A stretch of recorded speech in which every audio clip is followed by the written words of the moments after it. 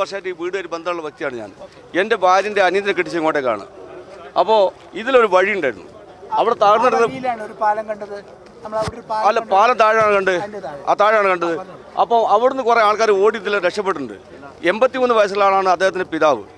ആ കൂടുതൽ ഇതേ ഓടിയപ്പം പെട്ടിട്ടുണ്ടെങ്കിൽ ചിലപ്പം പിന്നെ ജീവൻ നഷ്ടപ്പെട്ടിട്ട് ഇവിടെ ഉണ്ടാവും എന്നുള്ള ഒരു സംശയം മാത്രമേ ഞങ്ങൾക്കുള്ളൂ. അല്ലാതെ പാലത്തിൻ്റെ അടിയിൽ ആ പാലം അങ്ങനെ കിടന്ന് അങ്ങോട്ട് എങ്ങനെയാലും ഓടിയില്ല. ആ പാലത്തിൻ്റെ അടിയിൽ അദ്ദേഹം പെടുകയില്ല. കാരണം ഇതിൻ്റെ എങ്ങനെ ബേക്കിൽ ഞാൻ പറയാം, ഡാം കെട്ടിയ പോലെ നമ്മൾ നല്ല കരിങ്കല്ല ഡാം കെട്ടില്ലേ, ആ കെട്ടിയിട്ട് അതിൻ്റെ മേലാണ് ഈ 2 നില ബിൽഡിംഗ് ഉണ്ടാക്കി. അതിൻ്റെ അടിയിലായിരുന്നു വീട്, അതായത് അപ്പുറം സൈഡ്. അത് ശരിക്കും തേച്ചിട്ട് പെയിൻ്റ് അടിച്ച് വൃത്തിയാക്കിയ സ്ഥലമാണ്. അതിനുള്ള പല്ലി കയറുമോ സാർ? പറഞ്ഞോളൂ.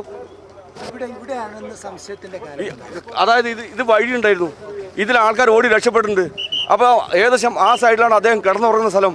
ആ ബേളം കേട്ടപ്പോൾ അദ്ദേഹം ആ കൂടുതൽ ഓടിയിട്ടുണ്ടെങ്കിൽ മിസ്സായിട്ട് ചിലപ്പോൾ ഇവിടെയാണ് മിസ്സായിട്ടുണ്ടാകുക. ആ സ്ലാബിന് അങ്ങോട്ട് അദ്ദേഹം ഓടില്ലെന്നുള്ള ഉറപ്പാണ് നമുക്ക്.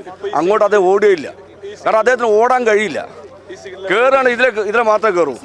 ഈ സിഗ്നൽ ഞാൻ ചോദിക്കട്ടെ, ശ്വാസം എടുക്കുന്ന ഏത് ജീവിൻ്റെ സിഗ്നൽ കിട്ടൂലേ? ഇല്ലേ, കിട്ടൂലേ? ചിലപ്പോൾ അതായിരിക്കാം. ആ കലിങ്ങിനുള്ളൊന്നും പോകാനുള്ള ശേഷി മൂപ്പർക്കില്ല. ഒരു കാര്യമില്ല സാർ, ഒരു കാര്യമില്ല.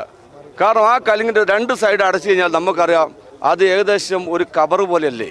നിങ്ങൾ പറ, ഒരു കബർ പോലെയല്ലേ സ്ലാബ് അടച്ചു കഴിഞ്ഞാൽ? അതിനുള്ള ആര് ജീവിക്കും സാർ? നിങ്ങൾ പറഞ്ഞോളി. അവിടെ അങ്ങനെ ജീവന് തുടിപ്പ് ഉണ്ടെങ്കിൽ തന്നെ അത് വേറെ വല്ല തവളയോ വല്ല സാധനങ്ങളാണ് സാധ്യത. ഞങ്ങൾക്ക് ഉറപ്പാണ് അദ്ദേഹം അങ്ങോട്ട് പോകില്ല, അദ്ദേഹം അതിനുള്ള കുടുങ്ങിയില്ല. അഥവാ അതിനുള്ള കുടുങ്ങിൻ്റെ ജീവട്ടുണ്ടാവുകയില്ല.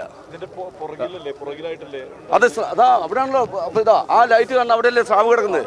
നമ്മളെ ഇത് കൽവെട്ടല്ലേ, അങ്ങോട്ട് അദ്ദേഹം പോകില്ല സാർ.